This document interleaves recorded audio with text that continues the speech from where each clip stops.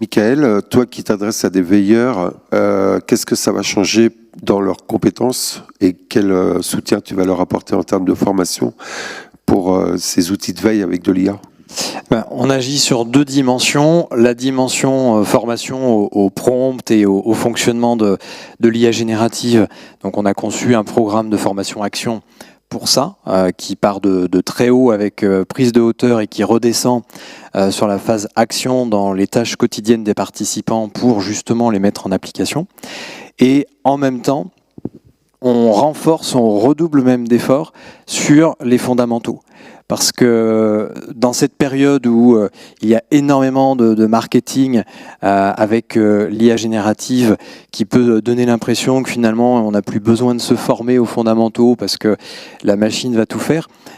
c'est pour les raisons que j'évoquais de résilience tout à l'heure aussi, plus que jamais le moment au contraire d'avoir des bases très solides sur les fondamentaux métiers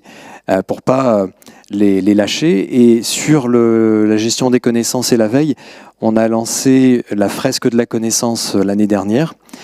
qui a cette vocation justement à bien poser toutes les bases de ce qu'est la gestion des flux d'informations, la gestion des connaissances, une fois que l'information est transformée en connaissances pour être capitalisée et partagée, et les enjeux, c'est le troisième pilier, qui est le facteur humain, avec culture organisationnelle, où on va retrouver gouvernance, management et compétences. Et ça permet de voir se dessiner ce qu'on appelle la fabrique de la connaissance, c'est-à-dire toute la machinerie, tous les aspects à prendre en considération qui sont au nombre de 42 dans le dispositif, et qui s'articulent et qui se répondent les uns aux autres. Et ces fondamentaux-là, qu'il y ait de l'IA générative ou demain autre chose, parce qu'il y aura d'autres choses à l'avenir, là on est dans la phase où tout le monde parle d'IA générative, mais on va continuer d'avoir plein d'innovations encore demain sans doute plus folles que celle-ci. Et donc c'est important, je pense, de ne pas perdre ces bases-là, parce que les organisations qui les auront perdues, ou les personnes qui les auront perdues dans leur parcours professionnel, je pense, à moyen terme, le paieront d'une manière ou d'une autre.